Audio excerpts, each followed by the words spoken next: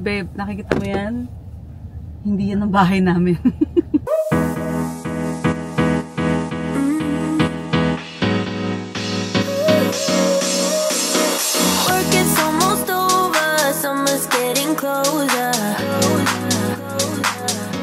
Hi mga Zoos! Magandang araw sa inyong lahat. For today's vlog tayo ay magiging nostalgic. Kasi itong vlog na ito ay pagbabalik sa nakaraan. Well, pupunta kami sa bahay ng mami ko dahil unang-una magre-renovate kasi siya ng bahay dahil marami ng kailangan palitan. And then, ang unang-unang gagawin, tatanggalin namin ni Andy yung mga gamit namin na iniwan namin doon nung papunta kami ng Australia. Mostly mga damit, sapatos. Hindi na nga actually namin maalala kung ano-ano pa yung mga iniwan namin doon. Pero after that, meron akong ka-meeting. Isa yon sa mga makakadagdag sa pagpapaganda ng bahay ng mami ko. So doon na namin siya imi-meet.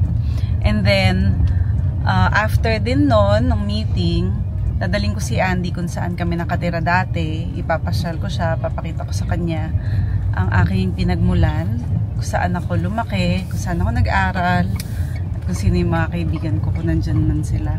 Tinext ko yung mga friends ko, kaso hindi ko sure kung pupunta sila dahil medyo maulan. Umaambon-ambon, and hopefully hindi siya masyadong magtuloy. So kasama ko rin yung mga bata, ayun sila sa likod. Hi! So, malapit na kami. Siguro mga 10 minutes away. Malapit na. Ayan.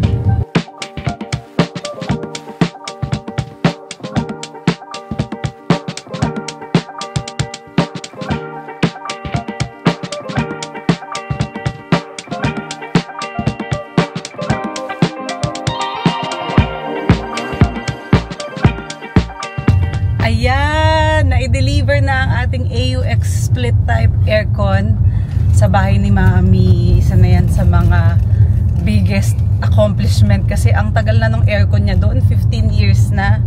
So mapapalitan na natin yan. Kaya thank you so much sa AUX. Pati yung mga rooms, lalagyan din natin yan. Pero unahin muna yung baba. And now, we are going to the house kung saan ako elementary. Siguro mga grade 2 ako nito. Pupunta tayo doon sa bahay na yun. Papakita ko kay Andy yung itsura nung bahay namin dati. At syempre sa inyo. Ano yan? Mga grade 2. Ilang taon ng grade 2? 8? 8. Oo, mga 8 years old. Magle-left ka dyan dati. Yeah, di ka na. Excited na. Ito actually yung mga tricycle na to, diba? Siniservice natin yan dati. O, ito na yung mga tricycle sa kanto. Tapos dito ako nagsisimba dati. Ay, hindi ko nakita. Yan, dito ako naglalakad po, nagsisimba. Itong area na to. Nagre-reklamo pa ako dati dito kasi diba pababa pataas to mic. Tapos nilalakad ko lang. Malayo. Malayo. Babe, nakikita mo yan? Hindi yan ang bahay namin. So ito. Ayun yung bahay namin. Across the road. Yeah. Which one? Yung katabi ng... Yeah, yung store. Yung Kuya Bricks? Hindi, ito. Oh, yung Kuya Bricks. Pero ito. Okay. So yan yung bahay namin. May taas yan. May loft yan. Parang pero you cannot stand up sa loft. Baka loft eh. Dapat high ceiling na lang para mas... May hagdan yan. So dyan ako nakatira dati. Kilala ko yan si Kuya Bricks. Pwede tayo bumaba. Tingnan natin yung loob. Mga Zoobs, ito yung bahay namin dati. May tao eh. Teka. Do you think you can live there, babe? Ang tangkad mo eh. Hindi ka kakasya. Teka lang. Bibili tayo. Mike, hawakan mo tong pera. Kilala ko yan si Kuya Bambi yan eh. Diyan ako lumaki. Ano yan? Mga grade 2 hanggang grade... Nag-high school. Hanggang high school pala dito ako. Kasi naalala ko nung nagdalaga ako dito ako tumatambay. Diyan kami nagba-barbecue. Before when you used to sell that? Yes. Naka? How we going down? Yeah. So ayan siya. Ayan yung bahay namin dati. Oops.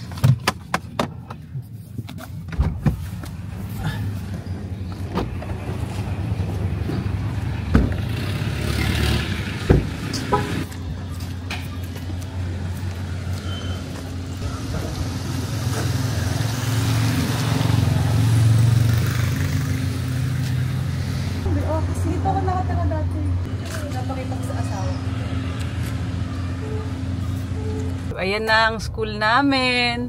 Hindi ko alam bakit iba kulay. May mga ginagawa kasi. Ito yung school namin, babe. Pwede ka mag-park dito behind this car. Pwede na pala dun eh. Dati kasi walang daan dyan. Ayun ano. No? Dati yun eh. Dati dead end yan. Babe, you can turn right. Sorry, para makita natin yung front. Andito naman kami kung saan kami nag-high school ni Mike.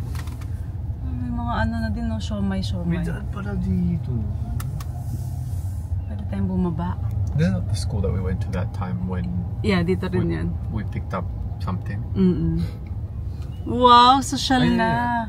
I remember this. Oo, nakapunta ka na din dito. Oh! Ayun, Halika, baba tayo. Mag-park ka lang muna dyan, daddy. Yeah, but we can't get in, diba? Oh, dito ka lang. Dito lang. Para hindi malayo. May harap. Yung mga apartment sa gilid, Sisi. Dati, it's just grass. Oo, grass lang to, bakante. Bakit may mga bahay na dyan? Ayan, mga zoos. Dito naman ako nag-high school. Ito, kaklase ko si Mike. Dati, puro mga grass lang to. Ito. Kasi itong gate na to dati, pangalawang gate na. Hey, dito tayo. Saan kami magtititi? Wala kasing pasok ngayon. So this is the name of the school. Wala pa to dati. Hello.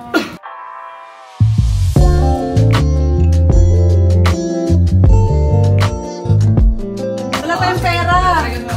Halika, bibili tayong barbecue. Ay, okay lang pala. Lilibre tayo ni Alan. Basta Alan. Ano nangyari sa'yo?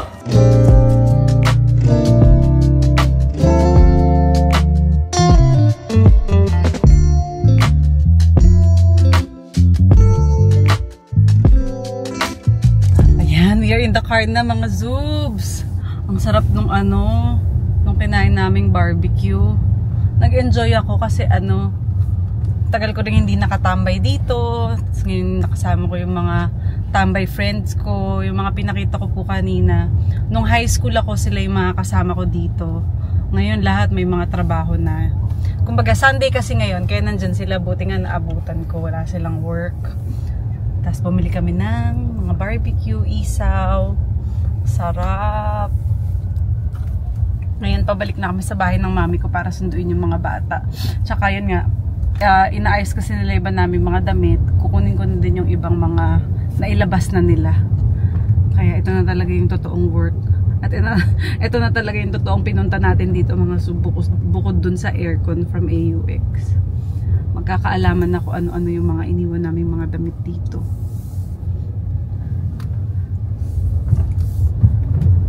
Ano masasabi mo babe sa tambayan namin? Okay naman, masaya naman. Oo, masaya. Masarap yung food actually.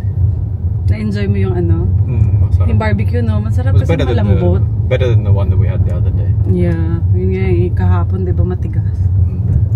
Ito malambot.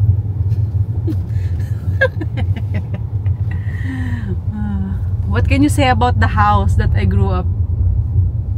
Well, it looks quite big and spacious.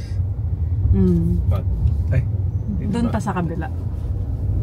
But yun lang, medyo luma, needs fixing. But okay naman, at least malapit sa highway. Yes. Very accessible. Compared sa, diba? Dito kasi masyado masikip. So imaginein mo, doon ako nakatira, tas dito ako tumatambay. Kasi may connect dito sa high school, yung school namin. May connect dyan, pero walking distance. Ang layo ng inuuwian ko. Medyo malayo. Pero nag-tricycle ako. Yung tricycle from here, pwedeng... Dati parang wala masyadong bahay dyan. Wala masyado din kasing nakatira. So yan, malapit na kami ulit sa bahay ng mami ko. Pakita ko naman sa inyo yung mga tambak namin doon. Ayan, I'm so happy na naipakita ko na kay Andy yung lugar kung saan ako nakatira, mga zoobs. Dati, yun yung bahay namin since grade 2. Actually, lumipat ako dito grade 1, naalala ko. Lumipat ako ng school. Tapos palipat-lipat kami ng bahay kasi nagre-renta lang kami. Una, tumira ako sa lola ko. Tapos hanggang sa nag-rent kami ng maliit na lugar. Tapos lumipat kami doon. So, pinakita kay Andy. Tapos yun, dire-diretso na hanggang sa naging high school. Doon talaga ako lumaki sa bahay na yun. And bago ako nag-artista, yan, doon ako nakatira dati. Ang daming memories ng bahay na yun. And yun, ano masasabi mo, babe? Yeah, well, like I said earlier, was the location's really nice, and because it's just sort of right beside the highway. There's a lot of access to go on the other places. Of course, it's not as big. Well, I mean, it was. You said for me, I'm a bit too tall for the place. Hindi siya pwedeng tumayo. Kahit ako, hindi ako nakakatayo doon. Ganun siya kaliit. Kasi from the outside, it looks quite big. Quite spacious, but I'm not sure because we didn't go inside, so oo, kasi may nakatira can't really see it. But what's nice is because you have the place and it's in a good location, and then you can have a business at the front. Yeah, may tindahan kami din dati. Maganda naman. It's like, you know, it's where you grew up, and you probably had, I'm sure, a lot of memories there also. So that's where you learn to cook, diba? Yeah, ihaw. Ihaw. Eh, yung mga sa friends ko, mga nakita mo, tanghali pala umiinom na sila. Yeah. Well, kasi Sunday. Yeah, it's a normal so, thing. So parang, that's the normal Sunday afternoon. Pag wala ka syempre work. Walang work. Kwento. Hindi siya normal na hindi yun yung ibig sabihin. Normal Sunday kasi, kapag wala kang work, syempre, minsan mo lang nakikita yung mga friends mo. And then, you go tambay. Yun ang nangyayari. Even before, ganun din ako. Pag wala akong work, punta kami doon, tapos inom-inom, ganyan. Like, a normal, socialization. Yun talaga yung nakalakihan ko. Kaya sanay ako sa mga ganong way of living. So, yun. Thank you mga Zoobs for watching this vlog. Nakaka-happy yung maalala mo yung mga memories doon.